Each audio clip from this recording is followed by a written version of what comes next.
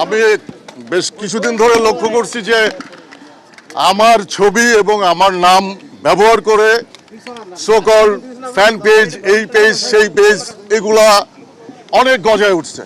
গজায় উঠে সেখানে সরকার বিরোধী বিভিন্ন ইস্যু, সেটার নেগেটিভিটি, এইটা সেটা নিয়ে বহু রকমের পোস্ট, যেটা আমার অনেক ফ্যান ফলোয়ার আছে যারা বিভিন্ন জায়গায় আমাকে যারা দীর্ঘদিন ধরে চেনে, তারা জানে আমার অ্যাক্টিভিটি সম্পর্কে, আমার লেখালেখি, আমার জীবনযাপন, আমার খাবার দাবার, আমার কবিতা, আমার গান ইত্যাদি সম্পর্কে যারা জানে, খুব গভীরভাবে জানে, তারা জানে যে এগুলো ফেক পেজ।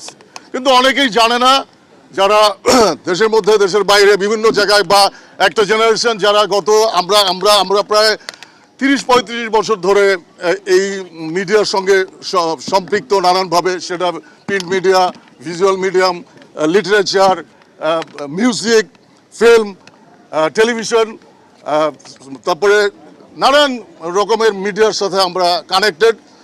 তো সবাই জানে, আমার বন্ধু বান্ধবরা জানে, আমার সাথে যারা কাজ করে, আমি যাদের সাথে কাজ করি তারাও জানে যে এগুলো ফেক পেজ।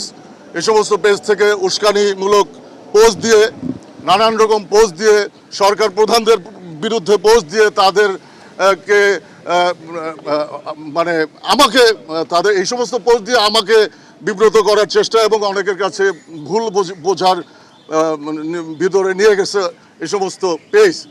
তো আমি আজকে ডিবি অফিসে আসছি হারুন স্যারের সাথে দেখা করতে। ওনার সাথে দেখা করে এইসব আমি কিছু যে কথাগুলো বলছি, যে এই পেজগুলো যারা চালাচ্ছে, যারা চালায়া আমাকে বিব্রত করতেছে নানানভাবে আমার অডিয়েন্সের কাছে, আমার বা সাধারণ মানুষের কাছে যারা সোশ্যাল নেটওয়ার্কে আছে বা নাই, তো সবাই তো আর আমার লেখার ধরন, সমস্ত কিছু, আমার অ্যাক্টিভিটি সম্পর্কে জানবে না। কারণ গত 15-20 বছরে যারা বড় হয়ে গেছে, তারা অনেকেই আমাদের অনেক কিছু সম্পর্কে জানে না। সো আমি এখানে আসছি স্যারের কাছে, হারুন সাহেবের কাছে আসছি, এইগুলো যারা করতেছে তাদেরকে খুঁজে বের করে দৃষ্টান্তমূলক আইনানুগ ব্যবস্থা নেওয়ার জন্য, আসলে এই জন্যই আমি আসছি। সো এই আর কি। আর আপনারা এখানে যারা আছেন প্রেসের, আপনারাও জানেন, এবং আপনাদের সাথে কাজ করে আমাদের অনেক বন্ধু বান্ধব আছে, আমাদের সহকর্মীরা আছে, আমাদের সমসাময়িক সিনিয়ররা আছে, তারাও জানে যে আমি কি পোস্ট দিতে পারি, কি পোস্ট দিতে পারি না।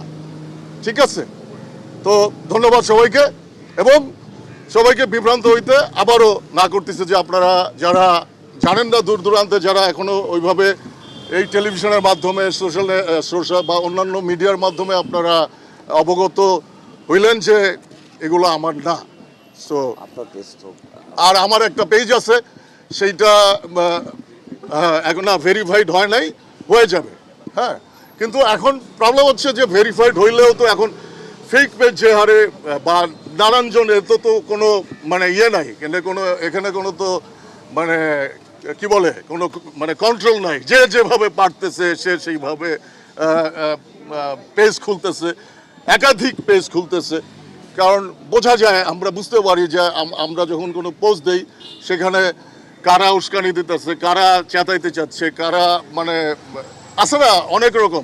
মানুষকে একটা সুস্থভাবে কোনো কিছু ভালোবাসা দিয়ে বা সময় নিয়ে ধৈর্য ধরে অনেক কিছুর জন্য গাছ লাগায়া ফল পাওয়া যায় না, দুধে জাল দেওয়ার সাথে সাথে সর পাওয়া যায় না, ধৈর্য ধরতে হয়। সেই ধৈর্যটা ধরতে পারলে সহিংসতা কম হয়, ভায়োলেন্স কম হয়।